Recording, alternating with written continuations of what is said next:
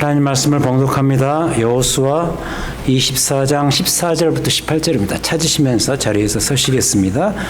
구약성경 여호수아 24장 14절부터 18절, 구약성경 357페이지입니다. 교독하시겠습니다. 그러므로 이제는 여호와를 경외하며 온전함과 진실함으로 그를 섬기라. 너희 조상들이 강 저쪽과 애굽에서 섬기던 신들을 치워버리고 여호와만 섬기라. 여호와를 섬기는 것이 너희에게 좋지 않게 보이거든 너희 조상들이 강 저쪽에서 섬기던 신들이든지 또 너희가 거주하는 땅에 있는 아모리 족속의 신들이든지 너희가 섬길 자를 오늘 택하라.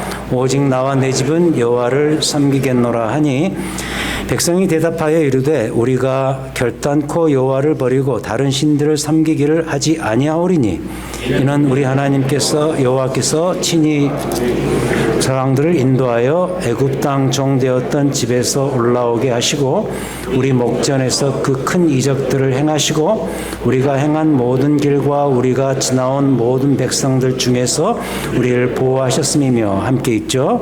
여호와께서 또 모든 백성들과 이 땅에 거주하던 아모리 족속을 우리 앞에서 쫓아내셨음이라. 그러므로 우리도 여호와를 섬기리니 그는 우리 하나님이심이니이다 하니라. 아멘. 앉으시겠습니다. 자, 우리가 구약 성경을 읽다 보면 그 흥미로운 사실이 하나 발견되는데요. 한 시대를 풍미하는 인물들이 있습니다. 그 인물들이 누군가를 보면 그 시대가 보입니다. 예를 들어서 여러분 잘 아시는 아브라함과 야곱을 보면 그 이스라엘 백성들의 새싹 같은 시대죠. 족장 시대라 우리가 부르는데 그 족장 시대, 그리고 그 시대를 반영하는 이 창세기 전체가 한눈에 들어오죠. 그 다음 모세는 당연히 출애굽, 그리고 광야 40년의 이스라엘을 대변합니다. 이스라엘이 한 부족에서 세월이 지나서 민족으로 발전되고, 그리고 그 민족이 발전되면서 그 애굽이라는 그 지역에서 빠져나오는, 무엇보다도 구원이라는 것이 어떤 것인지 그 밑그림을 잘 볼 수 있도록 도와주는 그 시대, 출애굽, 그리고 광야 시대, 이 모세라는 인물을 통해서 우리가 보게 되죠. 그 다음은 당연히 여호수아입니다. 여호수아는 누군가? 가나안 땅 정착과 관련이 되는 인물입니다. 그래서 여호수아의 위치와 행적을 보면 이스라엘의 가나안 땅 정착의 모습과 과정이 어떤 것인지 한눈에 들어옵니다. 자, 그런데 이제 그 여호수아가 자신의 생을 마감해야 되는 자리에 드디어 이르렀습니다.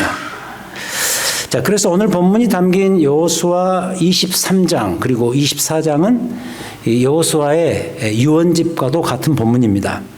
특별히 오늘 우리가 24장을 봤습니다만 23장과 4장은 그의 유언집, 가나안 땅 정착 세대를 위한, 23장은 여호수아의 마지막 고별 설교예요. 영어로는 그 farewell speech라고 그렇게 이야기를 하죠. 모세도 그 신명기가 사실 모세의 마지막 고별 설교였거든요. 그런 식으로 한 시대를 마감하는 그 지점에서 그 지도자가 전체 회중들을 모아놓고 마지막 고별 설교. 그러니까 어떤 의미에서 23장은 여호수아의 유언집과도 같다, 이렇게 말씀드릴 수 있겠습니다. 그런 점에서 여호수아는 이 지점에서 어쩌면 자기의 하고 싶은 말, 해야 될 말을 다 하는 셈인 거죠. 근데 여호수아의 그 이 마지막 말들의 이 분위기가 썩 좋아 보이지는 않습니다. 우리 같으면 그 많은 이스라엘 백성들의 회중을 모아놓고 마지막 고별 설교를 하고 유언을 들려준다 그러면 좋은 말을 할 것 같죠. 뭐 예를 들어서 당신들 정말 수고 많았다. 그동안 전쟁도 하고 이 땅에 수고해서 정착을 하게 되었으니 이제는 앞으로 잘 살 일만 남았겠구나, 뭐 이런 식으로 말할 것 같은데 여호수아의 이 마지막 말들이 그런 분위기가 아니에요. 별로 좋지 않은 분위기입니다. 자, 그럼 왜 그랬을까? 여호수아는 왜 자신의 이 마지막 유언을 이런 중요한 시점에서 이런 식으로 어두운 분위기로 몰고 가야만 했을까? 오늘은 그 이유를 알아보는 날이 되겠어요. 다음 두 가지 이유로 설명을 드립니다. 첫 번째는 지나간 실패담 때문에, 그리고 두 번째는 앞으로의 실패담 때문에, 이렇게 두 개로 나누어서 그 이유를 살핍니다. 먼저 첫 번째로 지나간 실패담 때문에. 지나간 실패담이란 무슨 말인가? 여호수아 자신을 포함해서 가나안 정착 세대들의 지나간 과거에 묻혀버린 그 가나안 땅 정착의 실패의 스토리인 거죠. 그럼 도대체 이게 무슨 말일까? 이들이 실패를 했다? 정말 실패했을까? 사실 그렇게 말하기에는 이스라엘 백성들은 지금까지 나름대로 잘 해왔습니다. 그 잘 해온 일이 뭘까? 세 가지로 정리할 수 있는데, 첫 번째는 정복과 전쟁의 어느 정도의 성공입니다. 예를 들어서 여러분 잘 아시는 여리고성 함락. 우리가 그 스토리는 건너뛰었습니다만, 이 여리고성 함락은 그들이 가나안 땅 정착을 하기 위해서 출발하고 들어가면서 가장 첫 번째 만나야 되는 아주 거대한 난공불락의 가나안 그 도성이었습니다. 그래서 참 무너뜨리기 힘든 그 도성을 정말 손쉽게 하나님의 함께 하심으로 그 여리고성을 함락시키는 그런 스토리, 영웅적인 스토리. 그것만 보더라도 전쟁은 일단 성공을 했다. 정복은 성공을 했다. 이게 첫 번째고, 두 번째는 그들이 또 성공할 수 있었다라고 말할 수 있는 근거는 뭐냐? 땅 분배 작업입니다. 정복을 해서 이제 땅을 차지했으면 그 땅을 12지파에게 분배하는 그 일이 남아있는데 그 작업을 나름대로 성실히 수행을 했습니다. 굉장히 긴 분량의 내용으로 여호수아서에 기록되는데 율법에 따라서 나름대로 성실하게 이 일을 진행해 왔습니다. 그게 두 번째고, 세 번째는 정착 후에 그 안에서 살아가는 일에 대한 내용이 나와 있습니다. 자, 오늘은 여러분들이 이 성경을 좀 앞에 펴놓으시고 자주 앞뒤로 찾아보셔야 되는데 21장 보시기 바랍니다. 21장 43절 보시면은 땅을 다 정복하고 차지해서 분배하고 이렇게 짤막하게 요약을 하고 있습니다. 21장 43절 잘 보세요. 여호와께서 이스라엘의 조상들에게 맹세하사 주리라 하신 온 땅을 이와 같이 이스라엘에게 다 주셨습니다. 그들이 그것을 차지하여 거기에 거주했다. 44절 여호와께서 그들의 참 중요한 표현이 나옵니다. 주위에 안식을 주셨을 때. 사실 이 정착의 마지막 목표는 이 the rest, 안식이거든요. 안식을 주셨을 때 그 조상들에게 맹세하신 대로 하셨으므로 그들의 모든 원수들 중에 그들과 맞선 자가 하나도 없었으니, 전쟁의 완수죠.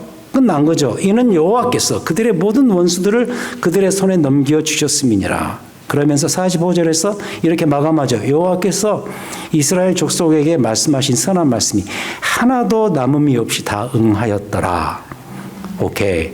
여기까지 보면은 어떻죠? 이 안식이 성공적으로 잘 진행된 거예요. 자, 그런데 이 뒤에 여호수아 입장에서는 이 과정이 결코 성공적이지 않았던 것으로 분명하게 보입니다.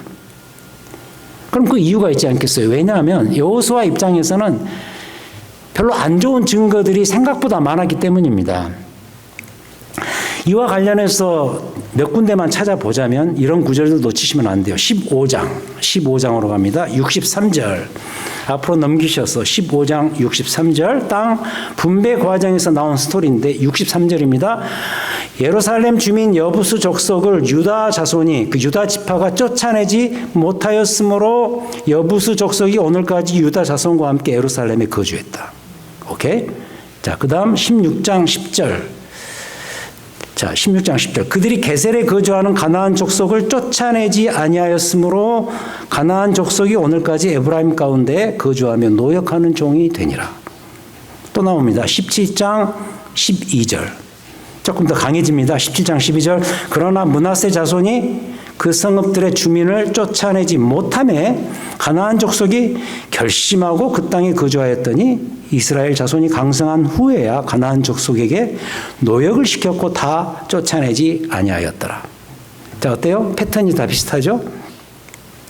그러니까 문제는 뭐냐? 가나안 땅 정착을 위해서는 정복 전쟁을 잘 했어야 됐는데 전쟁 자체는 잘했는지 모르지만 그 이후에 결국은 그 전쟁을 잘 해내지 못한 거죠.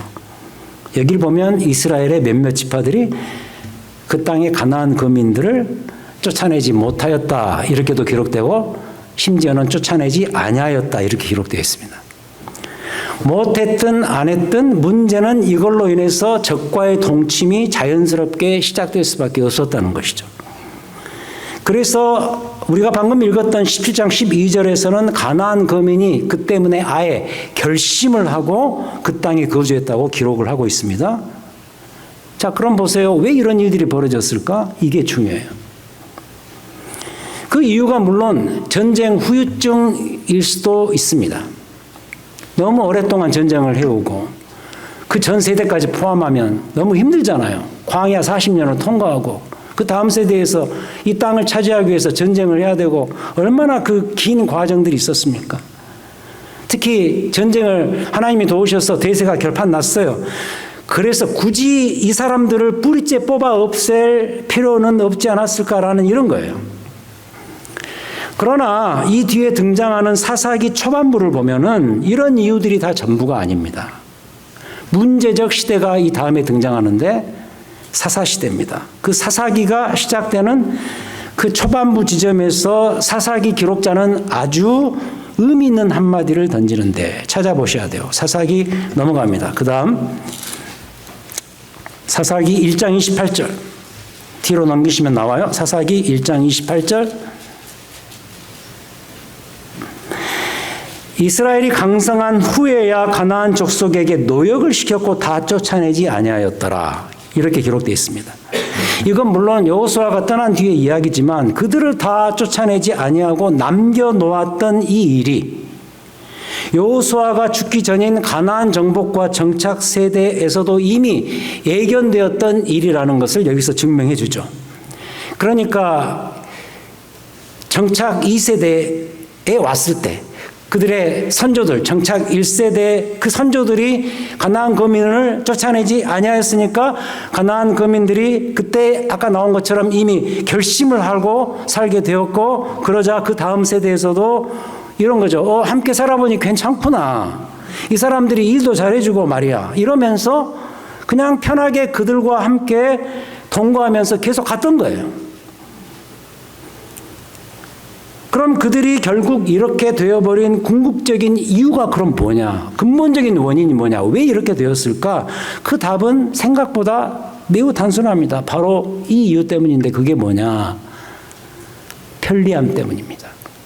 한마디로 너무 편한 거예요. 그 증거가 뭐냐? 이스라엘 백성들은 원래 유목민입니다. 아브라함 때부터 그랬습니다. 유목민. 유목민은 이동을 전제로 하는 사람들 아닙니까? 옮겨 다니면서 가축을 키워야 되는데 그래서 애굽에 가서도 정착해서 살았지만 그들은 가축을 키우면서 사는 유목민이었어요. 농사를 지어본 적이 없어요.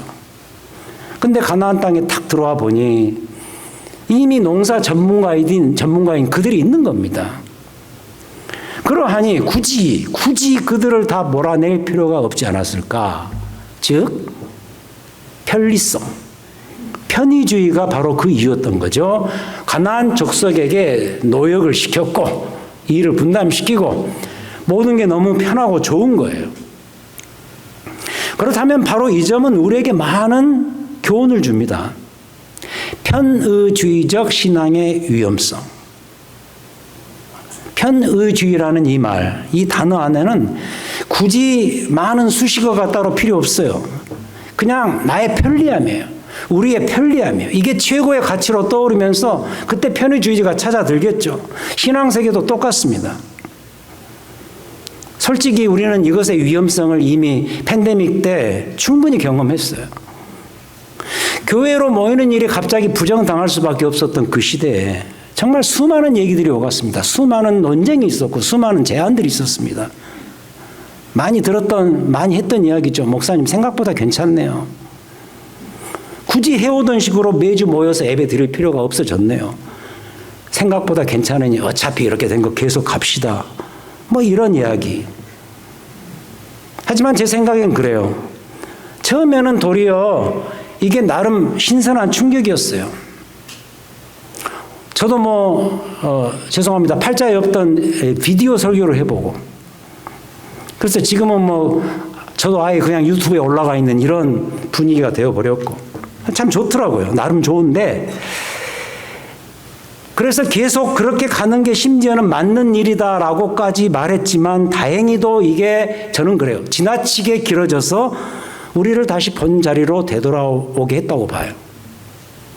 이게 만약 적당한 기간이었으면 아마도 그리로 계속 가자고 했을지도 모르겠어요. 지나치게 길어지니 도리어 과거가 그리워지고 그게 맞는 거였네. 이러면서 우리가 제자리로 돌아올 수 있었던 것이죠. 그래서 이거 꼭 아셔야 돼요. 편의주의적 가치는요, 결코 영원할 수 없어요.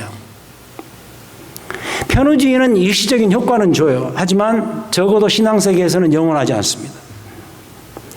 그리고 이것이 늘 문제가 되는 이유는 뭐냐? 편의주의라는 것은 결국에는 혼합주의를 몰고 와요. 뒤섞는 거예요. 그러다 보면 결국은 교회와 신앙의 본질을 다 잃어버려요. 데이비드 웰스라는 참 좋은 신학자가 있는데 그분은 이것의 문제점을 이렇게 평가합니다. 편의주의는 뭐가 문제냐? 신앙세계에서. 형식이 내용을 바꾼다는 점에서 문제가 있다. 형식이 내용을 수정한다. 내용에서 형식이 와야 되는데 형식이 내용을 바꾸는, 이게 편의주의다. 무슨 말일까? 예를 들게요. 짧은 예배입니다. 제가 든 예가 아니라 이 데이비드 웰스가 드는 예입니다. 짧은 예배. 좀 아이러니한 게 뭐냐면, 여러분 예배 드리러 교회에 청중들이 모이잖아요. 이렇게 주일이면 예쁜 옷 차려입고 교회를 가는 이유가 뭐예요? 우리 예배 드리러 가자. 하나님을 예배해야 된다. 그래서 예배를 드리러 교회로 모이는데 예배가 짧아질수록 더 좋아하는 이 분위기는 어떻게 해석해야 돼요? 현대화된 교회일수록 예배 시간을 최대한 줄이려고 합니다. 언젠가 어떤 목사님이 어떤 자리에서 그런 이야기를 막 자랑스럽게, 저는 설교 20분만 합니다. 자랑이요, 자랑. 길게 하겠다는 이야기 아닙니다.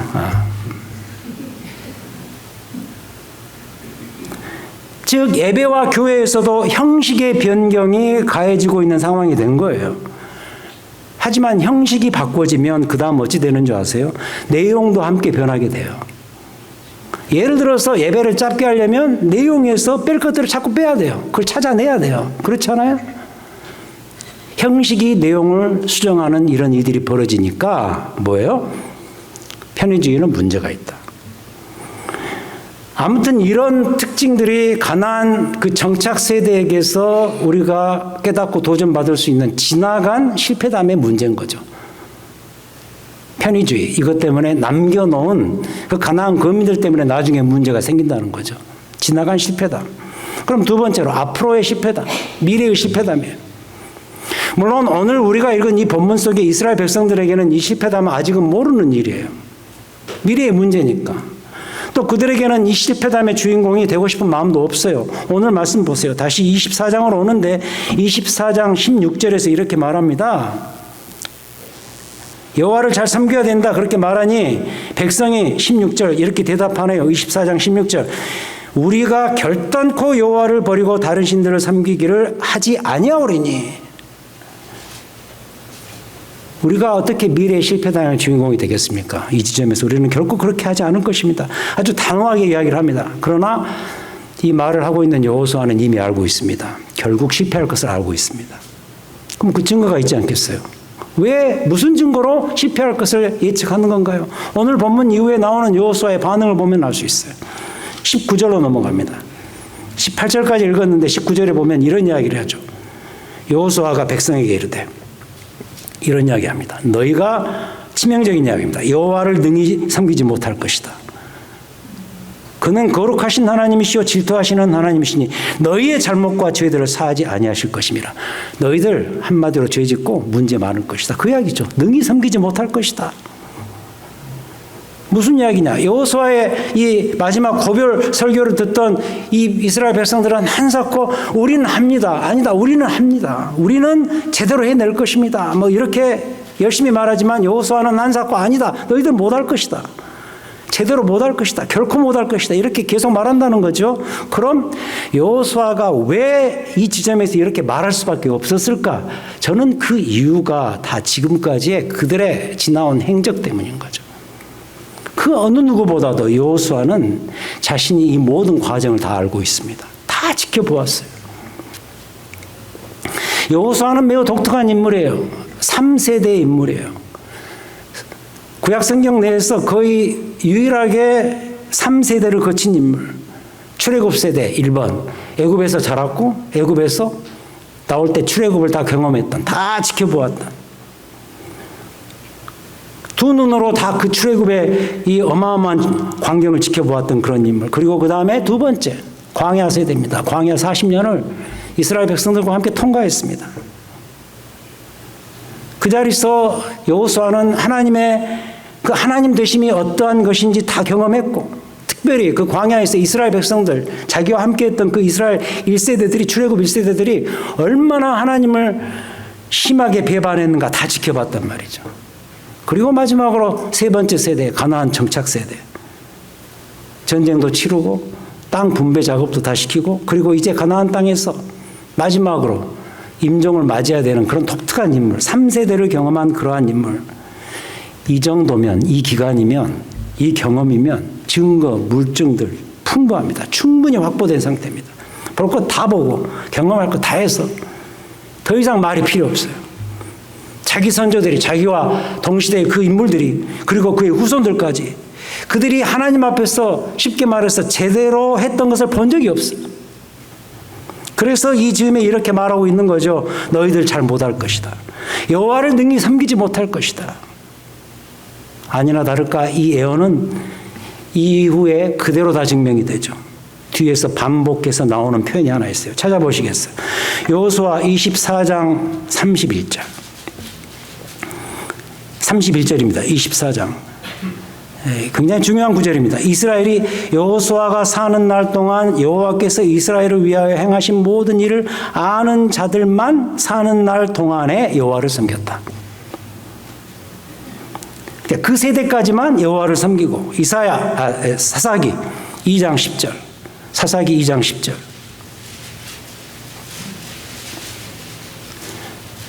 그 세대의 사람도 다 그 조상들에게로 돌아갔고, 그 후에 일어난 다른 세대는 여호와를 알지 못하며 여호와께서 이스라엘을 위하여 행하신 일도 알지 못하였더라.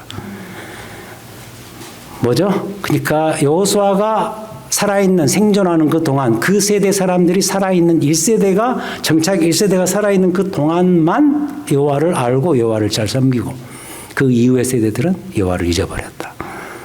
여호수아는 알고 있었던 거예요. 그래서 이 뒤에 이어 나오는 시대가 어떤 시대인가, 9월 한 달 동안 제가 계속 살필 거예요. 사사시대입니다.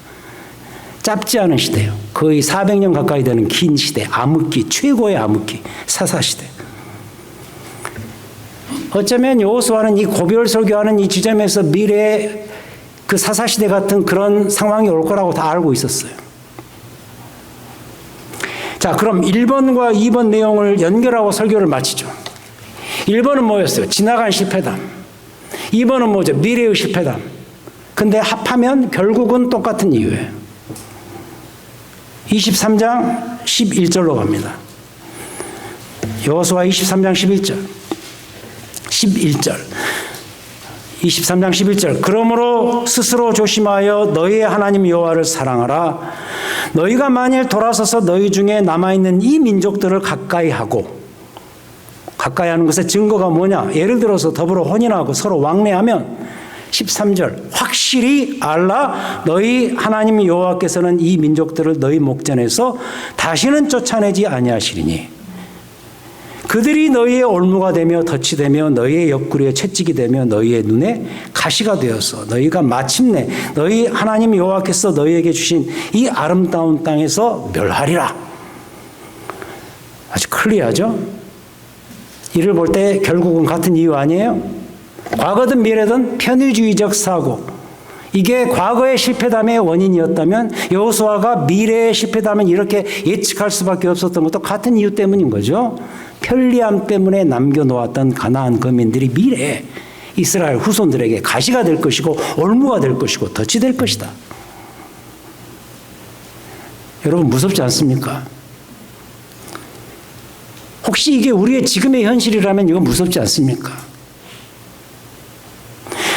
그래서 저는 여호수아의 이 마지막 부분을 읽을 때마다 늘 불안한 마음을 가져요. 왜냐하면 우리의 다음 세대의 신앙을 말하지 않을 수 없기 때문이죠.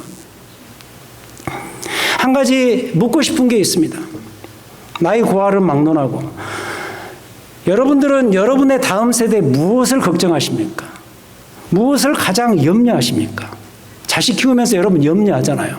우리 아이가 자라면, 우리 자녀들이 자라면 어떻게 될까 염려하잖아요. 근데 그 염려의 내용이 여러분들의 그 교육의 모든 퀄리티를 주장한다는 거 아세요? 염려하고 있는 것 때문에 그 교육을, 자녀 교육을 그 방향으로 시키는 거죠. 맞죠? 뭐가 염려되세요? 가장. 그들의 경제력입니까, 여러분? 경제력?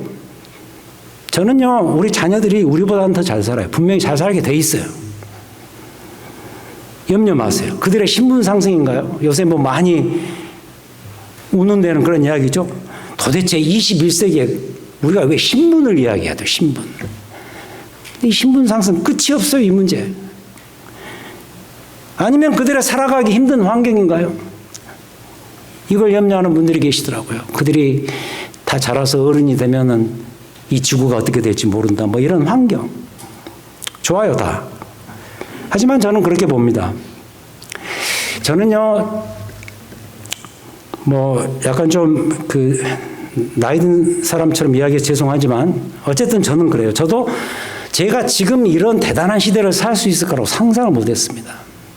제 대학 때 그 엘빈 토플러의 그 Third Wave라는 책이 있었어요. 제 3의 물결인가 뭐 그거 읽지 않으면 그 시대에 이렇게 좀 지성적이지 못한 그 정도로 베스트셀러였는데 거기에 나오는 내용들이 미래의 시대에 대한 애언인데 그 엘빈 토플러가 그런 이야기를 했죠. 뭐 지금 이미 이루어진 일이죠. 뭐 무인 자동차를 타고 다닌다. 뭐 이런 거. 지금 이미 되고 있잖아요. 생각보다 빨리 온 거예요. 저는 그 책을 읽고 그런 내용들을 보면서 아니 내가 그거 살아보고 죽을까 했는데 생각보다 빨리 온 거예요. 이런 대단한 시대예요, 지금. 미국 안에서 사는 것만으로 이 지구상의 5% 안에 들어간다는 사실 아세요? 물리적으로 미국 안에 여러분 지금 살고 계시잖아요. 아무리 뭐 살기 힘들어도 이 안에 계신다는 것 자체 의식주 문제에 있어서 이 지상의 이 지구의 5%예요. 저 젊을 때만 해도 비행기를 타고 먼 나라 여행을 간다? 상상도 못했습니다. 상상도. 저 대학 졸업 후에 비행기 처음 타봤습니다. 제주도 갈 때, 신혼여행 갈 때. 근데 아이들이 지금 비행기 타고 쉽게 해외여행을 갑니다. 쉽게. 수학여행을 해외로 가고 있습니다, 지금. 그들의 그 미래의 그 편리한 삶에 대해서 염려하지 말라는 거예요. 걱정하실 거 없어요. 뭘 염려해야 돼요? 여러분의 자녀들이 이 순수한 신앙을 잘 지켜나갈 것인가? 이런 것이 계속 유지되는 이 세상에 살아갈 수나 있을까? 이걸 염려하셔야죠. 내 자녀들이 정말 안전한 분명한 신앙을 가지고 있는 그런 목회자 만나고 그런 교회에서 계속 살아갈 수나 있을까? 여호수아의 심정으로 사실 불안해요. 그나마 지금 우리는 이렇게 뭔가 포맷이 갖춰져 있지만 문 닫는 교회들이 속출하고 여러분 신학교 지금 참 괜찮은 신학교들이 문을 닫아갈 형편인 거 아세요? 신학교 가지를 않습니다. 신학교가 그 학생들 유치하기 위해서 얼마나 많은 애를 쓰는지 정말 기도 많이 하셔야 되고 기도의 심정으로 그들을 후원해야 돼요. 여러분 지금 저희 교회 이렇게 자녀들 세대의 이 교육이 나름 잘 돼서 뭐 감사합니다만 여러분들께서 아이들을 거기에 집어넣는 그래서 그 주일학교 교육을 받게 하고 이렇게 하는 이유가 뭐예요? 이유가 그냥 좋은 사람 되고 그래도 교회 가야 교양 있는 사람 되고 이민사회에서 괜찮고 아이들이 건강한 생각 갖고 이 정도입니까 여러분? 이겁니까 여러분? 여러분 그거 아니어야 돼요. 훨씬 뛰어넘는 진짜 중요한 이슈가 있어야 돼요. 그거. 과연 이 하나님을 섬길 것인가? 이 하나님을 믿을 것인가? 이 하나님만이 진정한 이 세상의 주권자 되시고 내 인생과 우리의 미래의 모든 운명을 함께하는 그런 분이신가? 이거 기도해야죠. 이거. 다른 것 말고 여러분 자녀들의 신앙적 미래 문제를 놓고서 기도해야죠. 저는 오늘 이 본문이 이 길로만 우리를 잘 인도해 준다고 해도 충분하다고 봅니다. 본문 14절을 다시 보죠. 설교를 마칩니다. 본문 14절. 24장 14절. 그러므로 이제는 여호와를 경외하며 온전함과 진실함으로 그를 섬기라. 너희 조상들이 강 저쪽과 애굽에서 섬기던 신들을 지워버리고 여호와만 섬기라. 만일 여호와를 섬기는 것이 너희에게 좋지 않게 보이거든 너희 조상들이 강 저쪽에서 섬기던 신들이든지 너는 너희가 거주하는 땅에 있는 아모리 족속의 신들이든지 너희가 섬길 자를 today 오늘 택하라. 오늘 나는 오직 나와 내 집은 여호와만을 섬기겠노라. 오늘 결단하라는 거예요. 물론 그 뒤에 우리가 결단코 여호와를 버리고 다른 신들을 섬기기를 아니하겠다라고 말하지만 여호수아는 알고 있는 거죠. 너희도 못할 것이다. 하지만 이 부분이죠. 오직 나와 내 집은 여호와만 섬기겠노라. 이 신앙인 거예요. 이게 신앙인 거예요. 우리가 왜 교회 나오고 왜 예배드리고 왜 선데이 스쿨을 하고 무엇 때문에 우리가 매주 모여서 이 일을 하는가? 바로 이거예요. 이것 때문에. 여호와 하나님 한 분만을 섬기는 것이 인생의 모든 본분이요 목적인 것을 알고 있기 때문에 그거 흔들리지 않도록 하기 위해서 천하가 무너져도 그 어떤 일이 벌어져도 나는 여호와 하나님 한 분만을 섬길 것이다. 결단력 있는 이 신앙이죠. 이 위험한 시대 속에서 지나치도록 단순하고 직설적인 이 신앙 고백. 오늘날 나와 내 집은 여호와 하나님만을 섬기겠습니다. 이 신앙 고백을 품고 살아가는 이 시대의 여러분 자신과요, 여러분 가정이고 여러분 자녀들이 되기를 축복드립니다. 하나님 아버지, 이 시대가 어쩌면 여호수아가 이 마지막 설교를 해야 되는 이 가나안 정착 세대의 마지막 지점과 비슷하다고 우리가 분명히 생각을 해봅니다. 부인할 수 없습니다. 이 세상과 합하며 살아가는 것에 주는 여러 가지 편리함, 내가 믿는 하나님 이 신앙은 그저 삶의 액세서리, 이것이 아닌 여호와 하나님 한 분만을 섬기는 것이 내 인생의 본분이요 목적인 이 단순하고 직설적인 신앙 고백 앞으로 돌아가는 우리의 삶이요 우리의 다음 세대가 될 수 있도록 인도하시고 축복하여 주시옵소서. 부족하지만 우리 교회가 그런 교회 될 수 있도록 도우시옵소서. 그런 교회가 어떤 교회일까 고민하고 연구하고 깨닫고 도전하며 나아가는 우리의 미래가 될 수 있도록 하시고 우리의 다음 세대가 될 수 있도록 축복하여 주시옵소서. 예수 그리스도의 이름으로 기도드렸습니다. 아멘.